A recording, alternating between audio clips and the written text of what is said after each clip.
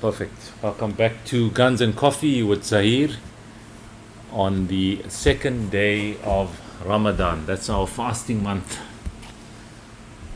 It's Wednesday, the 13th of March, and we are with our friend James Purcell.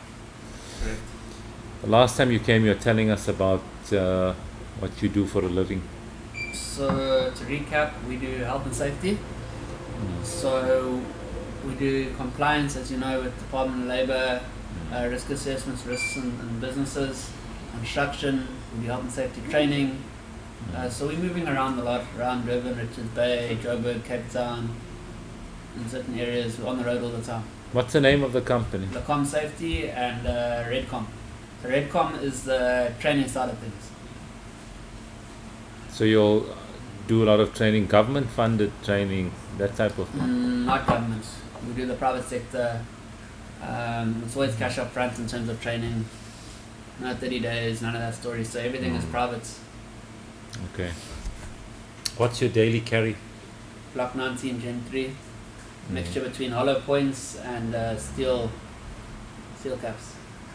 Standard magazine? Standard magazine. I do have a 33, but it becomes too heavy to carry around in the bag. But I'm looking for extended for the normal magazine eventually. Carry a spare mag as well? Always on me. It's either on me or either in here. So you carry your gun on your person or in the bag? Your man bag? In the man bag. But depending on the area where I am, obviously I'll put it into concealment. When I'm driving, obviously it sits next to me. So it's quick, easy access. I'm never one up. I don't like going one up for a reason. I find if you go one up all the time and keep taking the bullet out, it makes the bullet smaller. I've actually measured it. But certain times I probably will be going one up. It depends where you are and what I've got on me. If I've got cash from a client that's paid me cash or not, it just all depends on the actual situation. Why do you carry your firearm in your bag? Because I've got a stomach. For now, it digs into you when you sit down. For meetings on construction sites, people have to search you, they don't search your bag. Obviously I carry it on construction sites and deal with a lot of... You meaning appendix carry? Yeah. And I don't like side carry, it just irritates me. Because people can still see it with your shirts and situations like that. But where I need to, obviously I'll appendix carry, but mainly it sits in my bag. And then at home in the safe or next to the bed. Or Probably a big responsibility making sure that the bag is always... It's always on me, in the front of me when I'm out. Inside. So it'll always sit like... It'll always sit here like that. Yeah. It'll always sit like that. If I'm at the dog park or walking my dog in certain areas, obviously my bag, it'll sit like this and my hand will be in like that. And then obviously that'll be up and I'll be... I mean, I've had situations where I've had that other bag, which I still carry, that other bag you gave me, that with the tactical. If I never had that when I got attacked by the dog, I should be dead. It's an honest truth. That bag is, that or this is a must-have in terms of having a firearm. That tactical bag is a winner. So you would say you prefer carrying your firearm in one of these types of... When I'm going out. When you're going out. So if I go out with friends at night, obviously I won't drink because I'm carrying a firearm. Because, you know, to drive home at night, you have a puncture, you break down, you're a sitting target no matter what race you are. So for me, a firearm and a knife, and you've got pepper spray and a baton in the car, obviously you're going to carry a torch. But you're always a sitting target, so if I don't carry a firearm, I feel naked. My mind feels unsettled. Because you get in a situation, as you say, where hey, you know what, it's at the garage. Like you've seen the videos where guys are drawing money, guys come up and they hijack them for their car, but they take the keys. And there's situations where I'm like, hey, no, that can happen to me. So it's a must carry for me, yeah. And do you practice with the bag? I practice now and again. Try fire. When I've got time, yeah. But for me, it's like I can fight and stuff like that, but not play fights. But if I get put in a situation, my mind somehow turns into overdrive, and I can think very quickly. Like with my dog, when I was carrying when the dog attacked me, I won't say where it was or won't mention names. And I was literally walking my dog and I had that bag on me. And the dog attacked me. I had to kick the dog. And I had to pick my dog up and I put my dog up here. And I had the bag here. And I wasn't one up in the bag either. And the dog was biting my leg, pulling me, pushed me in the bushes. Then it grabbed me on the side and was pulling me down. So when it was pulling me down, I said to myself, I can't go down like this. So it was strapped on me, so I had to unstrap it. Now I've got the dog on me, right? Stories. This was giving you 15 stories again. What's the story here? Can you see me on a podcast? Yeah? Sorry about this rude gentleman here. We're very informal here. Yeah. And so I had that bag on me, and I had to unhook it, so I had the gun. And I remembered to myself that it wasn't one up. Now I've got the dog on me, I had to change the dog this side, and somehow use 2 fingers to go one up. So in those situations it does help. Helps a lot. I think quicker in a situation. I don't know how my brain does it. It just, everything works to according to my head in a situation. I can't explain it, things just happen quickly for me. When last have you been to the shooting range? I was with Jess about 2 months back, but I haven't had the time, business, then other things. But I need to do 1 or 2 courses, but I think it's important to go to the range try to at least go once a month. 100%. Because like any other skill, shooting is a perishable skill. Don't practice, you're not going to be as accurate as you want to be. Granted that you might have quick reaction times, but the fact remains that you need to be on the range at least once a month.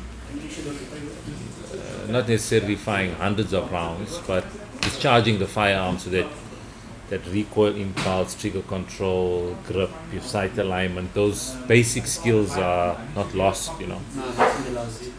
And if you can't make it to a shooting range, then at least do a little bit of dry fire at home.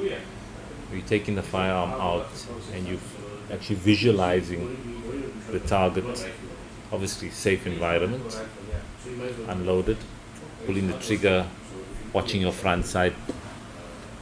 I mean, even 10-15 minutes a week of dry fire can help.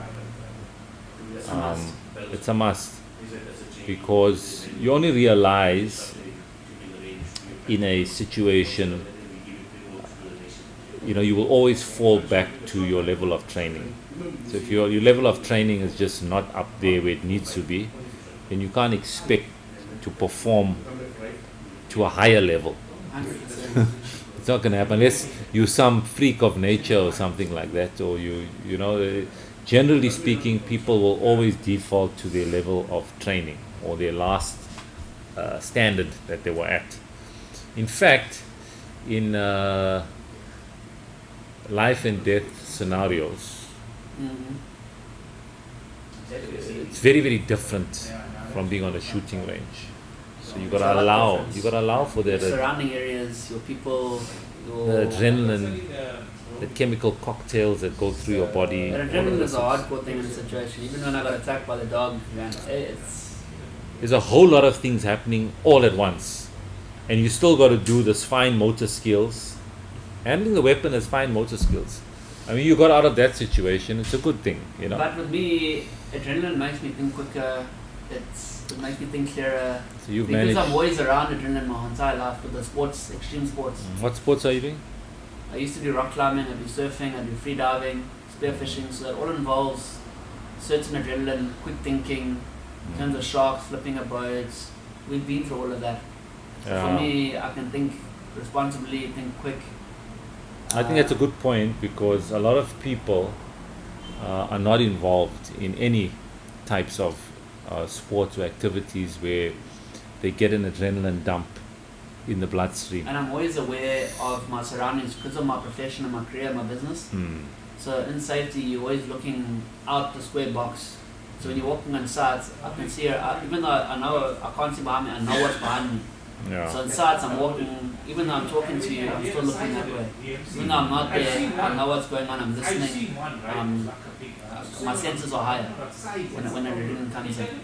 So I think that's an important thing is situation awareness is very, very important, coupled with some sort of activity that will produce an adrenaline dump, so that you understand what you understand what happens to your body in certain situations. Because some people have never been, or they live very sedentary lives, right?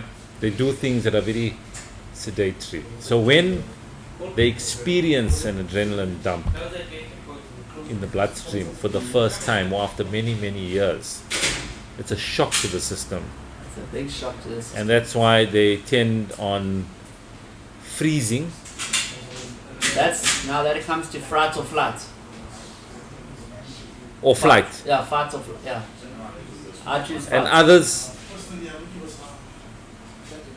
others won't even be able to do anything. Completely frozen. I know a few people. And if you listen to what people have to say, it's as if they are looking at themselves from outside their bodies. Like even that situation again with the attack, when I shot the 2 warning shots, obviously I looked at the bush, I looked at there, I shot 2 in the bush, I looked up and down the road while the guy was attacking me, and I shot my warning shots across into the other bush. So I still look at the situation and my surroundings, because I'm not going to be liable for a bullet going into someone that when I'm getting attacked. So obviously your surrounding plays a big risk. If I'm getting attacked, let's say in town, I'm not going to pull out my firearm. I'm going to push the guy into an alleyway or somewhere where no one can get hurt. I'll rather fight him than pull out a firearm. That's always my last resort. There's always your knife, there's always your hands. There's certain points in the body that I'm going to go for. I mean, I'll go for the throats, I'll go for between the legs, stuff where that guy can't do anything about it and he'll be on the floor. There's a certain points, your eyes, your nose, your jaw, your throat, your brain. Those certain things all play a big role in immobilizing your attacker. That's just my experience that I've had my entire life of being attacked or being in situations and stuff like that where I've gotten myself out. And like for me, a lot of people said I was too aggressive to have a firearm or too quick, too angry. But getting a firearm comes with responsibility, and when I got it, I understood there's a responsibility and a big consequence to putting the trigger, which has in fact calmed me down quite a lot and made me more responsible and reasonable in terms of things. Well, you got to understand that once you pull the trigger, you can't call the bullet back. That's it. So that split second can change your life forever. So in terms of being trigger happy and owning a firearm, or being an overly aggressive individual, or somebody that cannot keep their ego in check, you're going to land yourself up in jail, in hospital, or dead. So for new firearm owners, that's a piece of advice. Maybe you can comment a bit on, before owning a firearm, Before owning the process you went to come to a decision that you want to buy one, and then now owning one, how have you changed? So, or how do you feel you've changed? So when did I come? It was before COVID or was it during the... Maybe about 3 years ago? Before COVID. It was a long process. 2019. Yeah, because then COVID, yeah, it was in the break of, I think it was in COVID times. And then the looting came. And I didn't have a firearm, so I got the blank gun first. So the blank gun, even though it's not a real gun, it sounds like a real gun when you're firing. It teaches you responsibility. Because if you pull that thing and someone else can put a real gun, then you're kind of in trouble. Yeah. But if someone comes at you with a knife, that gun has helped me in 1 or 2 situations. But it'll still be my last resort to pull out. Even though it's not a real bullet, it can still do harm to someone in a certain distance away from them. And it comes with the pepper spray ones or the blank you know, that type of thing. But So you carry that for quite a while. I carried it for quite a while. It taught me responsibility with the gun. You know, not to leave it lying around. The keep blank, on me, the keep blank it- replica. Yeah, the blank replica. It was a CZ75 actually replica. It's quite Okay. heavy. But I wish I knew about the Glock replica, but the CZ was pretty decent. And then you got your license. Yeah, then my license fine. Then I bought a boat because I got tired of waiting for my license. I got irritated. Then as I bought the boat, my license came in. Then I waited, and then I got my gun from you. Then started shooting.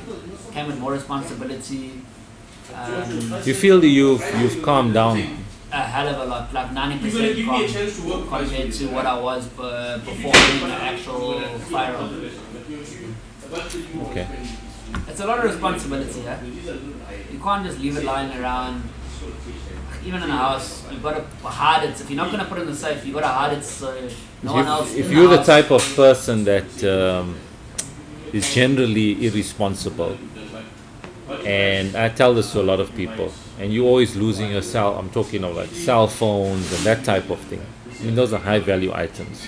I lose a phone every month or every second month, then firearms are not for you. Yeah.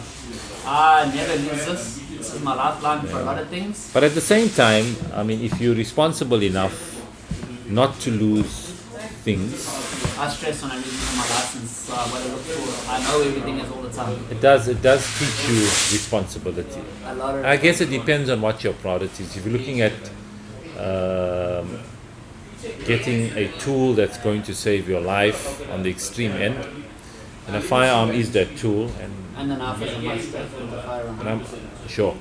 Then I suppose even if you're an irresponsible person, you can learn responsibility. Learn a lot of responsibility, Yeah.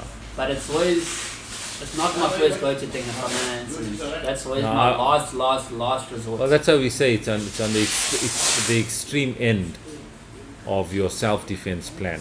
Even if a guy's trying to hijack me in my car, I'd rather drive him over or knock him into another car instead of pulling out my firearm, because I can still use that as a valid excuse to, you know, I'm getting mugged here, I'm getting hijacked here. What else would you like me to have done? You know, I'm in my vehicle, I'm trying to get away from harm. You also happen to be in the way. What do you want me to do? I'm not going to let someone hijack me, not a chance, and he's not taking my car either. But when it comes to those situations, I guess each case will be judged according to its merits and the application of the self-defense law. So make sure you understand that before you. Also, a big thing, as you're talking now, is knowing the laws of the firearm. When to pull it, what to do, where to do it, your surroundings. Well, a lot of this information is available also In your online. book, when you're doing your competency or proficiency, Your it's all proficiency there. training. But I think it's important to recap. Once you get your firearm license, is to go back and recap on the Firearm Control Act of South Africa and the law and that type of thing, because you have done your training a long time ago and a lot is forgotten. And a lot changes. There's new things putting into play. Yeah. Same as safety, a lot of things change every year in terms of The industry. regulations, and also that changes. Anyway.